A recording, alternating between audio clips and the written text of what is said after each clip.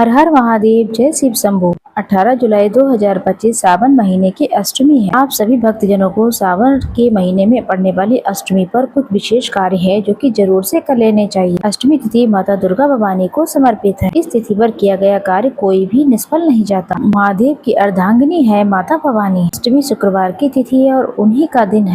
सावन का पावन पवित्र महीना है। जो भक्त अष्टमी का व्रत करते हैं 18 जुलाई को वो व्रत रखेंगे और अपनी बाकी रेखाओं को प्रबल करेंगे। अगर आप जिंदगी से हार चुके हैं, आपका जीवन दुखों से भरा हुआ है, कर्ज है जो कि कभी उतरता ही नहीं, तो हमें छोटे छोटे कार्य दिनचर्या में जरूर से सम्मिलित कर लेने चाहिए। शुक्रवारी अष्टमी है तो जल्दी उठें और लाल रंग के वस्त्र धारण करें। शुक्रवार का संबंध लाल रंग से होता है। आप सभी जानते हैं ये दिन माता दुर्गा भवानी को समर्पित है। शुक्रवार के दिन नए वस्त्र खरीदना, चूड़ी वगैरह लेना, परफ्यूम का इस्तेमाल करना, घर पर नमक का पोछा लगाना, ये बहुत ही सुंदर और माता लक्ष्मी को आमंत्रित करने वाली चीजें हैं। आप सभी जानते हैं इस समय बरसात का मौसम चल रहा है, इसलिए हमें अपने घर की साफ सफाई बहुत अच्छे से करनी चाहिए। जैसा कि आपने गुरुजी के भी मुख से ये बात सुनी होगी, अगर आपके शरीर में कोई रोग पनप रहा है, कोई न कोई जीवन में परेशानी लगी रहती, तो आप सभी जानते हैं संजीवनी मंत्र जो कि शुक्र को भगवान महादेव ने दिया था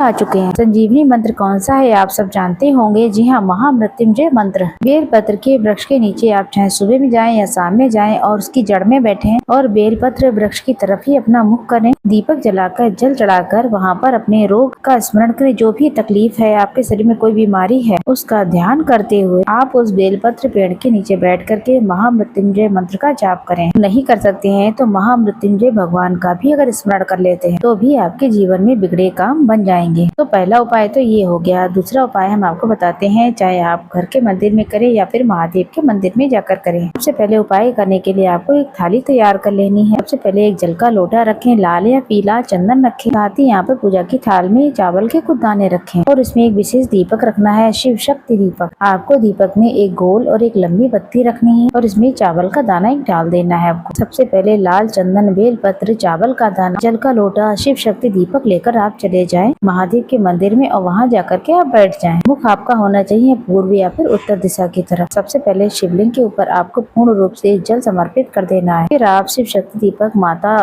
पार्वती और महादेव का स्मरण करते हुए, विशेष सावन अष्टमी का ध्यान करते हुए दीपक को आप प्रज्वलित कर दें। चावल का दाना जो है दीपक में आप जरूर से लगा डाल दें। आपने जल चढ़ा दिया और दीपक भी प्रज्वलित कर दिया। एक दीपक में दो बातें, एक लंबी और एक गोल। चावल का दाना भी आपने डाल दिया। आप सभी को जो माता रानी का हस्त कमल है जिस पर शिवलिंग विराजमान होता है, वहाँ पर आप अपना नाम गोत्र बोलकर चंदन का आपको अच्छी तरीके से लेपन कर देना है। अगर लाल चंदन हो तो बहुत ही अच्छा है, नहीं तो पीला चंदन हो तो उसका भी आप लेपन कर सकते हैं। साथ ही साथ शिवलिंग पर भी थोड़ा चंदन का लेपन करें। जो एक बेलपत्र है लेकर गए हैं उसमें अच्छी तरीके से आप तीनों पत्तियों पर आप चंदन का लेपन करें और चावल के दाने रख दें उस पर। तो माता रानी का जो हस्त कमल है उस जगह पर स्पर्श कराएं, फिर शिवलिंग पर चढ़ा दें। बहुत सरल उपाय है। शिव शक्ति का ध्यान कर सावन के इस महत्वपूर्ण दिन पर ही ये विशेष दीपक और विशेष कार्य किया जा सकता है। इसके बाद आप सभी को उपाय करने के बाद माता रानी के हस्त कमल पर हाथ रखना है। आपकी जो भी इच्छा है, पुत्र की इच्छा, नौकरी की इच्छा, बीमारी से जूझ रहे हैं, धन प्राप्ति, अगर कर्जा है तो